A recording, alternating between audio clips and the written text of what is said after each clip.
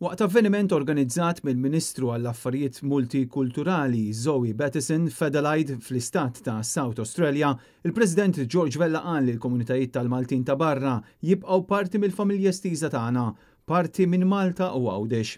Dan fil-waqt li insista li huwa dover tiegħu illi jiltaqa' u jżomm kuntatt magħhom. Il-President Vella osserva li waqt li l-att ta' Maltin f'dan l-istat huwa iżgħar minn dak fi stati oħra Awstraljani, jinsab impressjonati li hemm tal-anqas 7 assoċjazzjonijiet u entitajiet oħrajn li jassistu lil komunità Maltija jew li jorganizzaw attivitajiet bilan li jżommu tradizzjonijiet Maltin ħajjin.